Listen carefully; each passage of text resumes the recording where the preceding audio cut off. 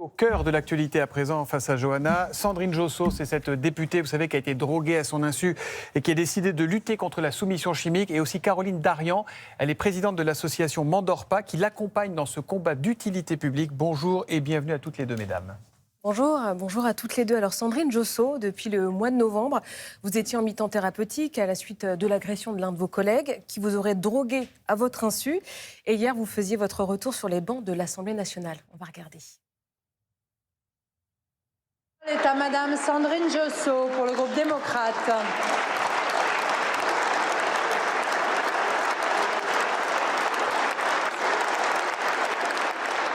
Vous étiez émue de cette ovation, de tous ces applaudissements, de cette chaleur? Très touchée, très émue et quelque part aussi satisfaite de sentir que l'Assemblée était sensibilisée.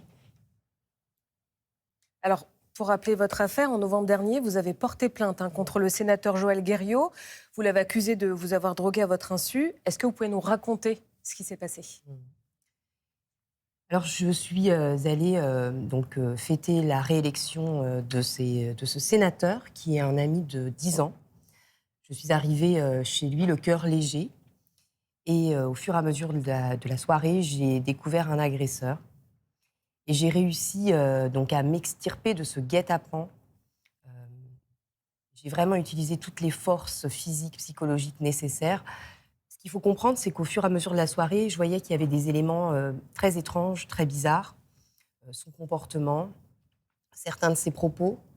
Et puis aussi, il voulait que je boive. Et moi, ça me paraissait vraiment déjà un peu lourd. Et au fur et à mesure du temps, c'était complété par le fait que moi, je ressentais des symptômes très inhabituels, des nausées, des palpitations. Et à partir de là, j'ai compris qu'il fallait que je parte et vite. Et donc, suite à ça, vous avez vécu un stress post-traumatique. Est-ce que c'est encore le cas aujourd'hui? Comment est-ce que vous allez?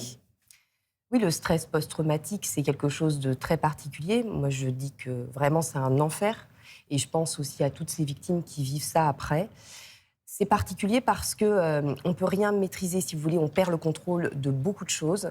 Et finalement, on se retrouve en situation où on a besoin de beaucoup d'énergie pour continuer à vivre.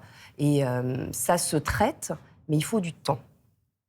Vous demandez maintenant une mission gouvernementale sur la soumission chimique, c'est le nom de ce phénomène. Qu'est-ce que vous attendez concrètement comme mesure face à ça? Alors, face à cette mission ou pas, face à la soumission chimique. À la soumission chimique.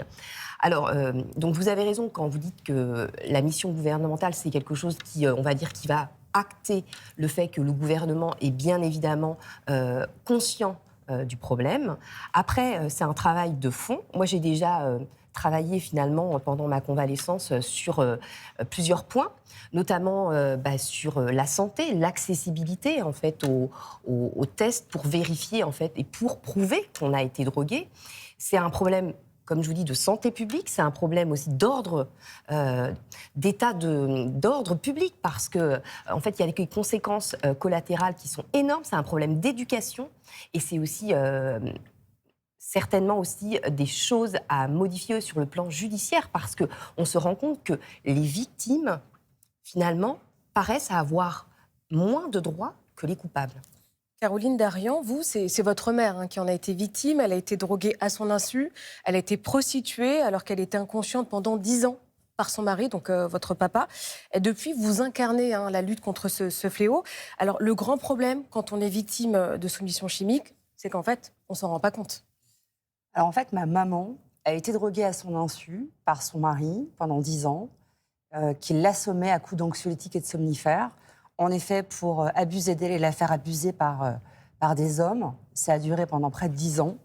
Pendant 10 ans, elle a vécu ce qu'on appelle une errance thérapeutique.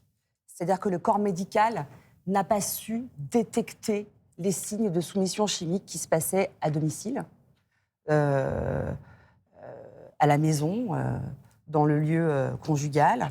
La maison qui est censée être synonyme de refuge et de sécurité. Voilà, donc il faut savoir que ce phénomène est très répandu. C'est-à-dire que Ça doit représenter sans doute plusieurs milliers de victimes par an. Ce sont majoritairement des femmes, des populations vulnérables. Ce sont aussi des enfants dans des cas d'inceste, et ça, on n'en parle pas. Ce sont aussi des personnes âgées. Il se trouve que la soumission chimique dans la sphère privée, jusqu'ici, passait en dessous des radars. Et oui, moi, j'ai décidé de monter au front lorsqu'on a vécu ce drame, ma famille et moi, à commencer par ma maman. Il me semble important de porter cette cause. C'est la raison pour laquelle je suis rentrée en contact avec Sandrine. Sandrine a accepté d'être la marraine de l'association et le porte-parole. Et aujourd'hui, ce qu'on souhaite faire ensemble, c'est que ce sujet soit porté sur le plan politique.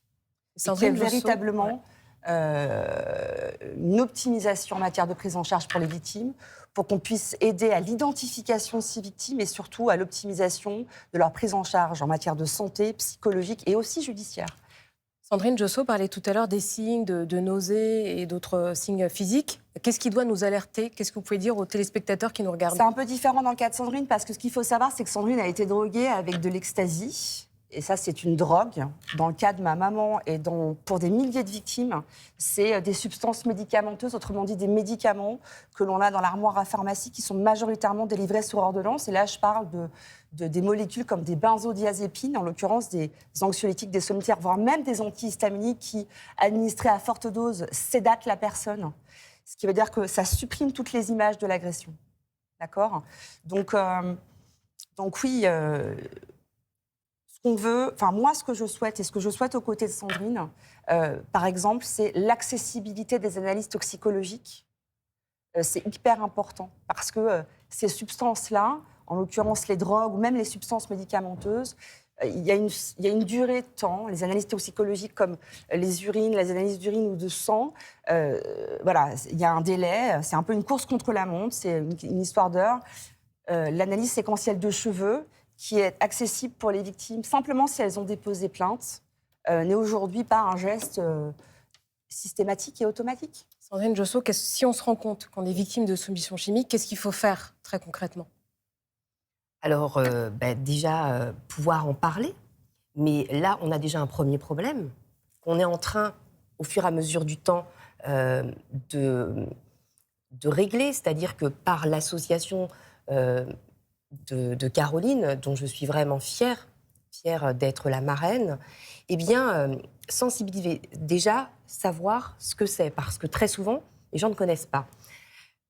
Ne pas juger la personne, et puis après, tomber sur quelqu'un qui va encourager la personne à porter plainte, parce qu'il y a aussi tout ce phénomène d'amnésie qui a été décrit par Caroline. Après, tomber, évidemment, sur... un policier qui va connaître le problème de la soumission chimique. Parce que très souvent, les policiers sont formés aux violences sexuelles, mais pas à la soumission chimique. Et pour alerter justement sur cette soumission chimique, vous avez lancé un mouvement toutes les deux. Pas dans mon verre, c'est un geste pour dire stop à la soumission chimique. On aimerait le voir ce matin. Est-ce que vous pouvez nous montrer? Juste une chose, il faut savoir que la soumission chimique à domicile passe essentiellement par ce vecteur, ce verre, à la maison. Et nous, avec Sandrine, on veut dire stop. Et on encourage et surtout on salue aussi les victimes. Avec ce geste, on est aux côtés des victimes de soumission chimique et on veut dire stop.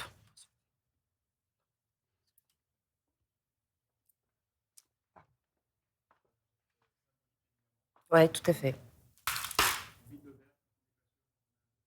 Absolument. La bouteille n'a pas été ouverte devant soi. Merci beaucoup, mesdames. Merci pour ce combat qui est vraiment utile pour tout le monde. Merci de le mener au nom de tout le monde, et on vous soutient. En ces temps de grand froid, on va changer un peu les idées. Quoi de mieux que d'aller se réchauffer dans une salle de ciné, Madame Lipinska? Bonjour. Bonjour, Ça Monsieur marche Soso. à condition de voir un bon film, évidemment.